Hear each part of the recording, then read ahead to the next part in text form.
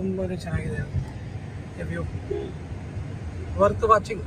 ಗಂಗಾ ಸ್ನಾನ ತುಂಗಾ ಪಾನ ಅಂತ ಹೇಳ್ತಾರೆ, ಅಷ್ಟು ಪ್ರಸಿದ್ಧಿ ಈ ನದಿ. ಸೊ ಒಂದೇ ಮಾತಲ್ಲಿ ವೀಕ್ಷಕರೇ ಹೇಳಬೇಕು ಅಂದರೆ ಉತ್ತರ ಕರ್ನಾಟಕದ ಜೀವ ನದಿ ತುಂಗಭದ್ರಾ ನದಿ ಅಂತ ಹೇಳ್ಬೋದು. ನಮ್ಮ ಪಂಚಮುಖಿ ಆಂಜನೇಯ ದೇವಾಲಯಕ್ಕೆ ಹೋಗುವ ದಾರಿ, ದೇವಸ್ಥಾನದ ಬೀದಿ. ಇಲ್ಲಿ ಬೇಕಾಗಿರುವಂತಹ ಎಲ್ಲ ಪೂಜಾ ಸಾಮಗ್ರಿಗಳು ದೊರೆಯುತ್ತವೆ. ಸಖತ್ತಾಗಿದೆ ನೋಡಿ, ಪ್ಲೇನ್ ಥರ. ಇದು ಹಾಸಿಗೆ ಮತ್ತು ದಿಂಬು. ಆಂಜನೇಯ ಬಳಸ್ತಾ ಇದ್ದಂತಹ ಹಾಸಿಗೆಯ ದಿಂಬು ಅಂತ ಹೇಳ್ತಾರೆ. ಇಲ್ಲಿ ಲಕ್ಷ್ಮೀ ದೇವಸ್ಥಾನಕ್ಕೆ ಹೋಗ್ಬೇಕಾದ್ರೆ ನಾವು ಆ ಕಲ್ಲಿಗೆ ಬೆನ್ನನ್ನು ಉಜ್ತಾ ಹೋಗ್ಬೇಕು ಅಂತ ಹೇಳ್ತಾರೆ. ಮನಿ ಮಚ್ಚಾಸ್ತ್ರ ವಿದ್ವಾಂಸಂ ಅಣಿ ಮಾಧ್ಯಷ್ಟ ಸಿದ್ಧಿದಂ ಗಾಣ ದಾಳ ಪುರಾದೇಶಂ ಭಾರತಿ ಶಮಾಹಂ ಭಜೆ.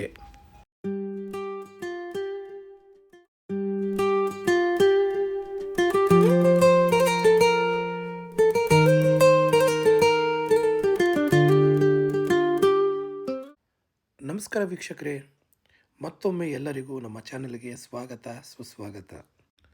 ನಾವು ಮಂತ್ರಾಲಯದಲ್ಲಿ ರಾಯರ ದರ್ಶನ ಮಾಡಿಕೊಂಡು ಈಗ ಅಲ್ಲಿಂದ 19 ಕಿಲೋಮೀಟರ್ ದೂರ ಇರುವಂತಹ ಪಂಚಮುಖಿ ಆಂಜನೇಯ ದೇವಸ್ಥಾನಕ್ಕೆ ಹೋಗ್ತಾ ಇದ್ದೀವಿ.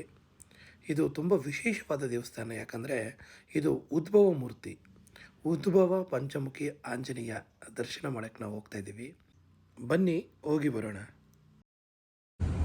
ಇದು ಮಾಧವರಮ್ಮ. ಮಾಧವರಮಿಂದ 11 ಕಿಲೋಮೀಟರ್, ಇಲ್ಲಿಂದ ಸುಮಾರು 11 ಕಿಲೋಮೀಟರ್ ನಾವು ಪಯಣ ಮಾಡಿದರೆ ನಮಗೆ ಸಿಗುವುದು ಪಂಚಮುಖಿ ಆಂಜನೇಯ ದೇವಸ್ಥಾನ.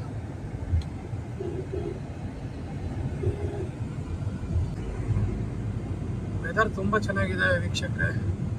ನೋಡಿ, ಇಲ್ಲಿಂದ ಈ ತರ ಇದೆ. ಹೈದರಾಬಾದು 238 ಕಿಲೋಮೀಟರ್ ದೂರದಲ್ಲಿದೆ. ಒಳ್ಳೆ ಬ್ರಿಡ್ಜ್ ಬಂದಿದೆ ನೋಡಿ, ಸಖತ್ತಾಗಿದೆ. ವಾವ್, ತುಂಗಭದ್ರಾ ನದಿ. ವೀಕ್ಷಕರೇ, ಈ ಸೇತುವೆ ತುಂಗಭದ್ರಾ ನದಿಗಷ್ಟೇ ಸೇತುವೆ ಆಗಿಲ್ಲ, ಇದು ಕರ್ನಾಟಕಕ್ಕೆ ಮತ್ತು ಆಂಧ್ರ ಪ್ರದೇಶಕ್ಕೆ ಸೇತುವೆ ಆಗಿದೆ. ಹೌದು, ಸೇತುವೆಯ ಒಂದು ತುದಿ ಆಂಧ್ರ ಪ್ರದೇಶದಲ್ಲಿದ್ದರೆ ಇನ್ನೊಂದು ತುದಿ ನಮ್ಮ ಕರ್ನಾಟಕದಲ್ಲಿದೆ. ನಾವೀಗ ಎರಡರ ನಡುವೆ ಹೋಗ್ತಾ ಇದ್ದೀವಿ.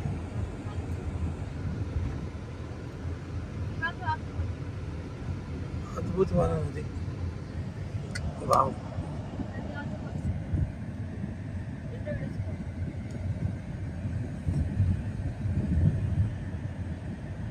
ತುಂಬಾ ಚೆನ್ನಾಗಿದೆ ವ್ಯೂ, ವರ್ತ್ ವಾಚಿಂಗ್. ಈ ವ್ಯೂ ನಿಮಗೆ ಪ್ರೋಮೋದಲ್ಲೂ ಹಾಕ್ತೀವಿ ನೋಡಿ, ಗ್ಯಾರಂಟಿ. ಆ ಥರ ಇದೆ ವ್ಯೂ ಇದು.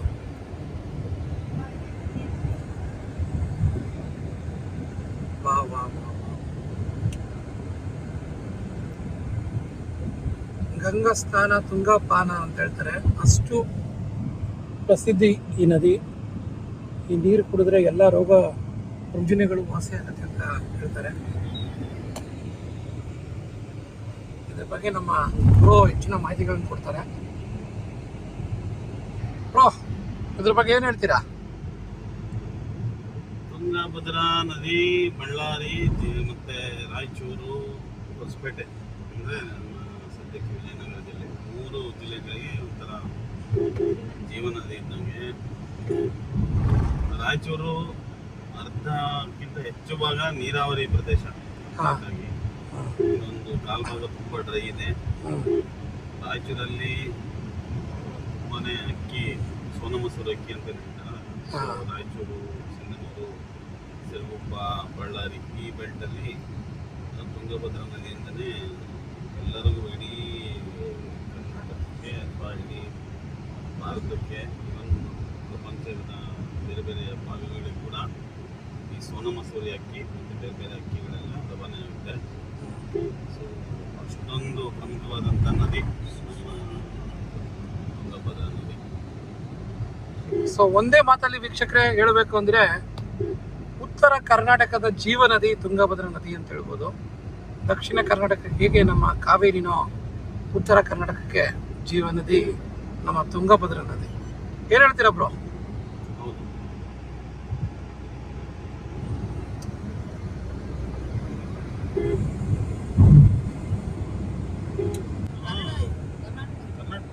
ಕರ್ನಾಟಕಕ್ಕೆ ಬಂದ್ಬಿಟ್ಟಿದೀವಿ ವೀಕ್ಷಕರಿ ನಾವು.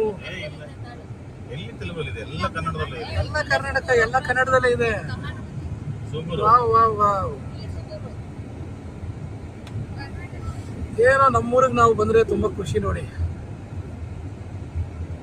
ನಮ್ಮ ರಾಯಚೂರು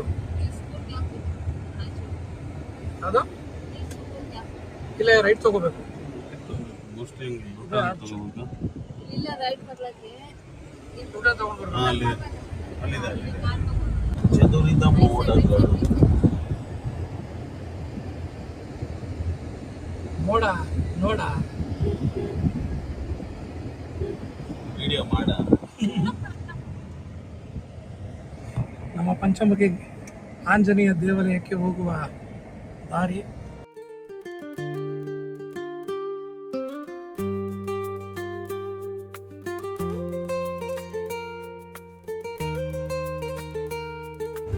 ವಾವ್ ನೋಡಿ, ಅದ್ಭುತವಾಗಿದೆ ರೋಡ್ ಇದು.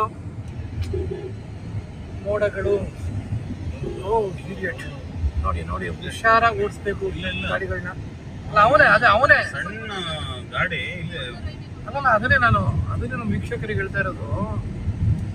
ಸರಿಯಾಗಿ ಓಡಿಸ್ಬೇಕು ಕಾರ್ಗಳನ್ನ. ನೋಡಿ ಹೆಂಗ ಸಿಂಗಲ್ ರೋಡಲ್ಲಿ ಓವರ್ಟೇಕ್ ಅಂತ ಮಹಾ ಅಪಘಾತಗಳಿಗೆ ಕಾರಣ. ಸಿಂಗಲ್ ರೋಡಲ್ಲಿ ದಯವಿಟ್ಟು ಯಾರು ಓವರ್ಟೇಕ್ ಮಾಡಕ್ಕೆ ಹೋಗ್ಬೇಡಿ. ಅದ್ಭುತವಾಗಿದೆ.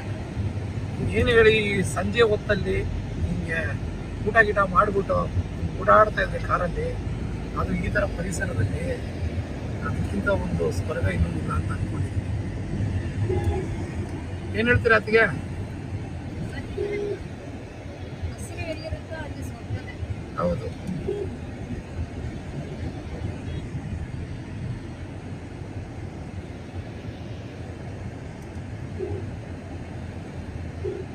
ನಮ್ಮ ಮಗಳೇನು ಮಾತಾಡ್ತಾ ಇಲ್ಲ. ಮಗಳೇ ಹೇಗಿದೆ? ಇಷ್ಟ ಆಗ್ತಿದ್ಯಾ?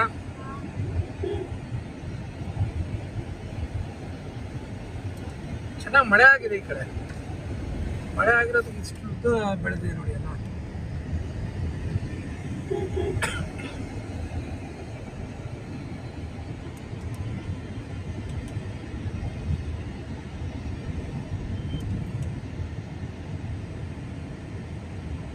ಇಲ್ಲಿ ಕಾಲುವೆಯನ್ನು ನೋಡ್ಬೋದು.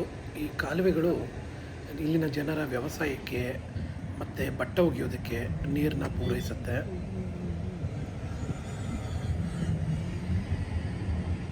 ನೋಡಿ ಕಾಣ್ತಾ ಇದೆಯಲ್ಲ, ಅದುವೇ ನಮ್ಮ ದೇವಸ್ಥಾನ, ಪಂಚಮುಖಿ ಆಂಜನೇಯ ದೇವಸ್ಥಾನ.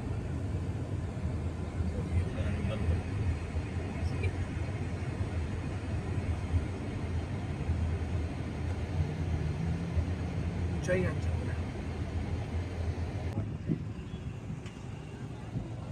ಪಾರ್ಕಿಂಗ್ ಹತ್ರ ಬಂದಿದ್ದೀವಿ.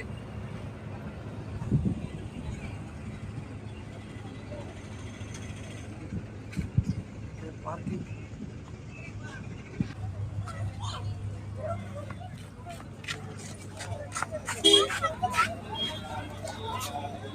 ಇದು ದೇವಸ್ಥಾನದ ಬೀದಿ.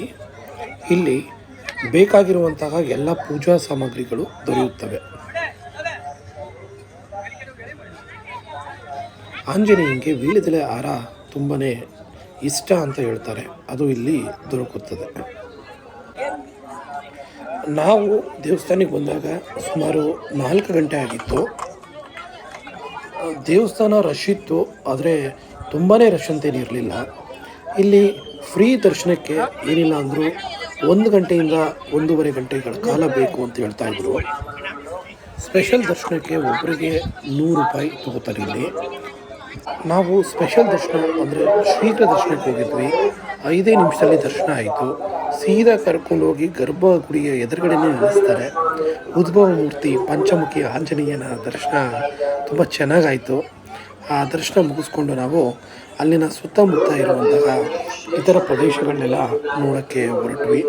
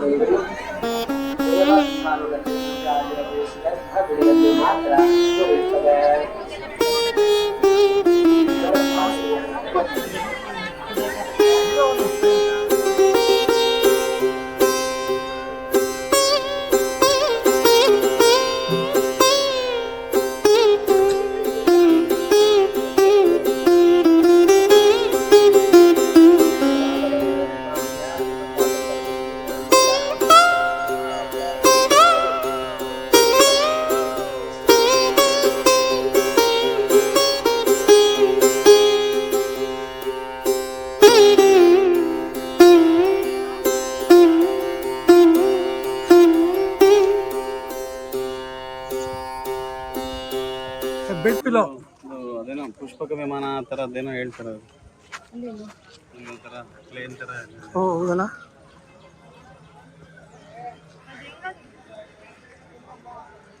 ಸಖತ್ತಾಗಿದೆ ನೋಡಿ ಪ್ಲೇನ್ ಥರ. ಹಾಂ,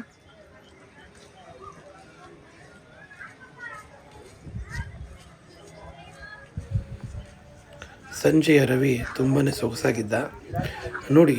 ಇದು ಹಾಸಿಗೆ ಮತ್ತು ದಿಂಬು, ಆಂಜನೇಯ ಬಳಸ್ತಾ ಇದ್ದಂತಹ ಹಾಸಿಗೆಯ ದಿಂಬು ಅಂತ ಹೇಳ್ತಾರೆ. ಇದಕ್ಕೊಂದು ಕತೆ ಇದೆಯಂತೆ, ಬಟ್ ನಮಗೇನು ಅದು ಕತೆ ಬಗ್ಗೆ ಗೊತ್ತಿಲ್ಲ. ಯಾರಿಗಾದ್ರೂ ಗೊತ್ತಿದ್ರೆ ದಯವಿಟ್ಟು ತಿಳಿಸಿ.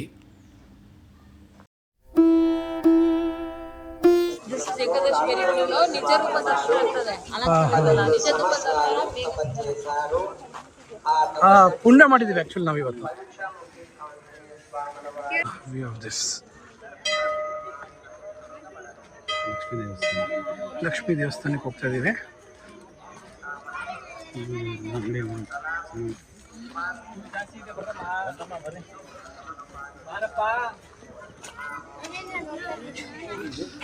ಇವತ್ತು ಏಕಾದಶಿ ಇರೋದ್ರಿಂದ ಎಲ್ಲ ಕಡೆ ಒಂದು ಅಲಂಕಾರ ಇರೋದಿಲ್ಲ, ನೈಜ ರೂಪ ದರ್ಶನ ಇರುತ್ತೆ ದೇವಗಳದು. ಅದು ನಮ್ಮ ಅದೃಷ್ಟ. ಹಾಗೂ ಇಲ್ಲಿ ಒಂದು ಪವಿತ್ರವಾದ ನೀರಿದೆ, ತೀರ್ಥ ಅಂತ ನಾವು ಕರೀಬೋದು. ಅದನ್ನು ನಾವು ತಲೆ ಮೇಲೆ ಹಾಕ್ಕೊಂಡು ಹೋದ್ರೆ ಶ್ರೇಷ್ಠ ಅಂತ ಹೇಳ್ತಾರೆ. ಅಲ್ಲಿದ್ದವರೆಲ್ಲ ಅದನ್ನು ತಲೆ ಮೇಲೆ ಹಾಕ್ಕೊಂಡು ಹೋಗ್ತಾಯಿದ್ರು. ನಾವು ಸಹ ಹಾಗೆ ಮಾಡಿದ್ವಿ.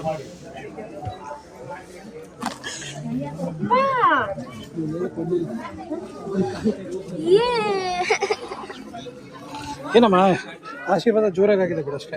ಏನ್ ಜೋರಾಗಿಲ್ಲ.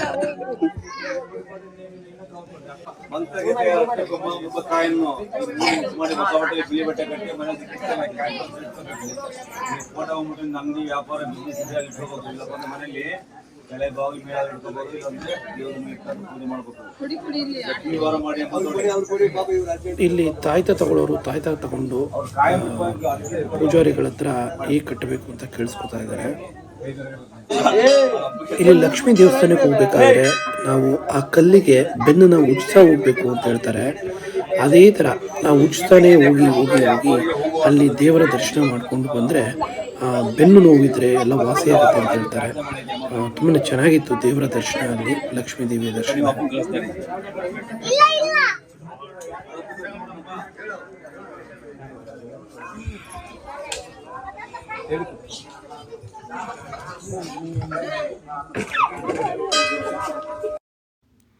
ಅಲ್ಲೇ ಇದ್ದಂತಹ ಮಂಗಗಳು ತಮ್ಮ ಸಂಸಾರ ಸಮೇತ ಈ ಸಂಜೆಯ ಸಮಯವನ್ನು ತುಂಬ ಸೊಗಸಾಗಿ ಸವಿತಾ ಇದ್ವು ನೋಡಿ. ಆ ಒಂದು ಚಿಕ್ಕ ಮಂಗ ಯಾವ ರೀತಿ ನೀರು ಕುಡಿತಾ ಇದೆ, ತುಂಬಾ ಕ್ಯೂಟಾಗಿದೆ, ತುಂಬಾ ಬುದ್ಧಿವಂತ ಮಂಗ. ಇದನ್ನು ನೋಡ್ತಾ ಇದ್ದರೆ ನಮಗೆ ತುಂಬಾ ಖುಷಿ ಆಗ್ತಿತ್ತು.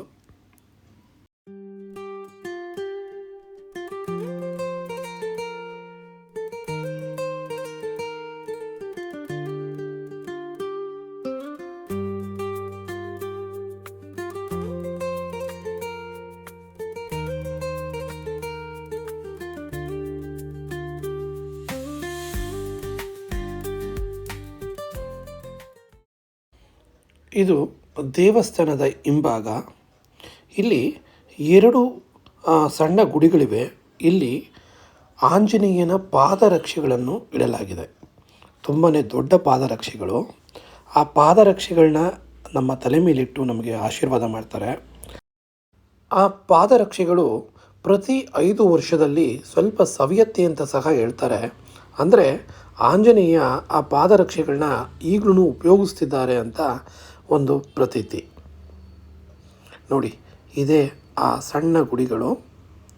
ಇಲ್ಲಿ ಆ ಪಾದರಕ್ಷೆಗಳಿಂದ ತಲೆಗೆ ಆಶೀರ್ವಾದ ಮಾಡ್ತಾರೆ.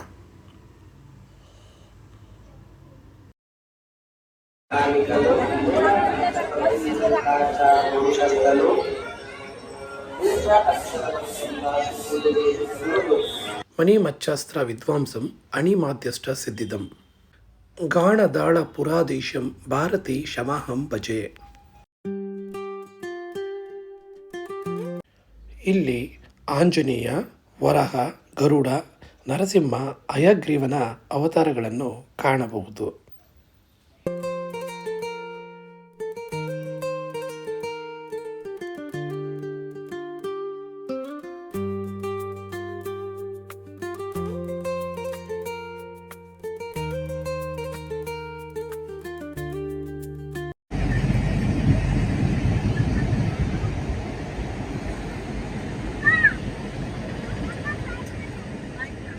ಸೊ ವೀಕ್ಷಕರೇ, ನಿಮ್ಗೆಲ್ಲರಿಗೂ ಪಂಚಮುಖಿ ಆಂಜನೇಯ ದರ್ಶನ ಮಾಡಿಸಿದ್ದೀವಿ. ದರ್ಶನ ನಾವು ಮಾಡಿದ್ದೀವಿ, ಈ ಕ್ಷೇತ್ರವನ್ನು ನಿಮಗೆ ಪರಿಚಯಿಸಿದ್ದೀವಿ. ಈಗ ನಾವು ಹೊರಟಿದ್ದೀವಿ ಮತ್ತೆ ಬಳ್ಳಾರಿ ಕಡೆಗೆ. ಆ್ಯಕ್ಚುಲಿ ಬಳ್ಳಾರಿಗೆ ಇಲ್ಲಿಂದ ರೋಡ್ ಚೆನ್ನಾಗಿಲ್ವಂತೆ, ಅದಕ್ಕೆ ನಾವು ಮತ್ತೆ ಮಂತ್ರಾಲಯಕ್ಕೆ ಹೋಗ್ಬಿಟ್ಟು ಆಮೇಲೆ ನಾವು ಬಳ್ಳಾರಿಗೆ ಹೋಗ್ಬೇಕು ಅಂತ ಹೇಳ್ತಿದ್ದಾರೆ. ಸೊ ಮತ್ತೆ ಮಂತ್ರಾಲಯಕ್ಕೆ ಹೋಗಿ ನಾವು ಬಳ್ಳಾರಿಗೆ ಹೋಗ್ತಾ ಇದ್ದೀವಿ. ಸೊ ಈ ವಿಡಿಯೋ ನಿಮಗೆ ಇಷ್ಟವಾಗಿದ್ರೆ ದಯವಿಟ್ಟು ಲೈಕ್, ಶೇರ್, ಸಬ್ಸ್ಕ್ರೈಬ್ ಮಾಡಿ ಅಂತ ಕೇಳ್ಕೊತೀನಿ. ಹಾಗೂ ಮತ್ತೆ ಸಿಗೋಣ ಮುಂದಿನ ವಿಡಿಯೋದಲ್ಲಿ. ಅಲ್ಲಿವರೆಗೂ ನಮಸ್ಕಾರಗಳು. ಒಂದು ನಿಮಿಷ ವೀಕ್ಷಕರೇ, ವಿಡಿಯೋ ಇನ್ನೂ ಮುಗ್ದಿಲ್ಲ. ನಾವು ಮತ್ತೊಮ್ಮೆ ಆ ಸೇತುವೆ ಮೇಲೆ ಹೋಗ್ತಾ ಇದ್ದೀವಿ, ಮಂತ್ರಾಲಯದ ಎಂಟ್ರಿ ಹತ್ರ ಹೋಗ್ತಾ ಇದ್ದೀವಿ.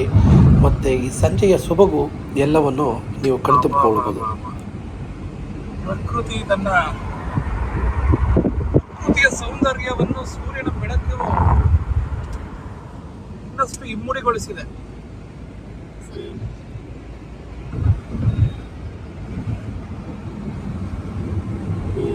ಅದ್ಭುತವಾಗಿದೆ ನೋಡಿ ಈ ಸಂಜೆ, ಅದ್ಭುತ.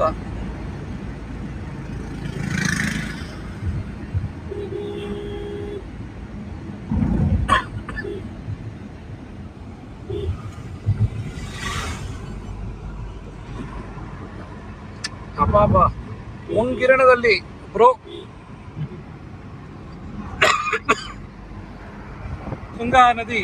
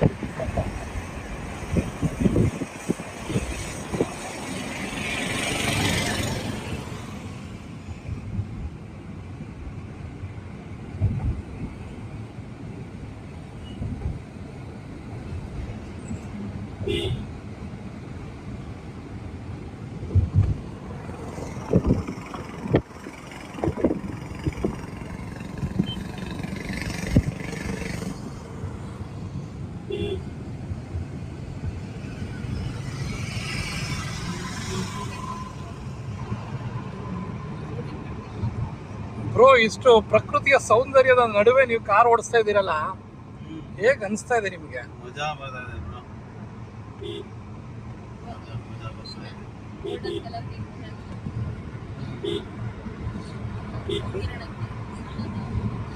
ನೋಡಿ, ನಿಮ್ಮ ಶರ್ಟು ಸೂರ್ಯನ ರಂಗಿನಿಂದ ಹೊಳಿತಾ ಇದೆ. ಸೂರ್ಯ ನಿಮ್ಮ ಶರ್ಟಿನ ಮೇಲೆ ಉಂಗಿರಣವನ್ನು ಎರಚಿದ್ದಾನೆ. ಸೂರ್ಯನ ಮೇಲೆ ಸೂರ್ಯನ ಬೆಳಕು ಬರ್ತಿದೆ.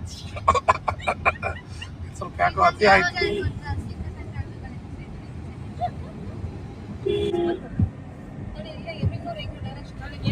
ಹೋಗ್ತಾ ನಾವು ಸ್ವಲ್ಪ ದಾರಿ ತಪ್ಪಿಸ್ಕೊಂಡ್ವಿ ವೀಕ್ಷಕರೇ.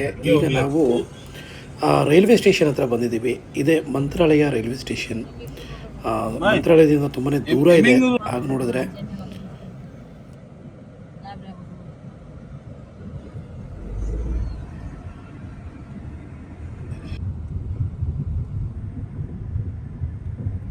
ಮತ್ತೊಮ್ಮೆ ನೋಡಿ ನಮ್ಮ ಮಂತ್ರಾಲಯದ ಆರ್ಚ್. ಇಲ್ಲೂ ರೈಟ್ ಸೈಡ್ ಆಂಜನೇಯ ಟೆಂಪಲ್ ಇದೆ, ಇಲ್ಲಿ ಕಾಣಿಸ್ತದೆ ನೋಡಿ, ಅಭಯ ಆಂಜನೇಯ. ಅಂತೂ ಇಂತೂ ಮತ್ತೊಮ್ಮೆ ನಾವು ಮಂತ್ರಾಲಯಕ್ಕೆ ಪ್ರವೇಶ ಕೊಡ್ತಾ ಇದ್ದೀವಿ. ಸಂಜೆ ಹೊತ್ತಲ್ಲಿ ಆ ಉಂಗಿರಣದಲ್ಲಿ ರಾಯರ ಸನ್ನಿಧಿಯಲ್ಲಿ ಇರೋದೇ ಒಂದು ಚೆಂದ.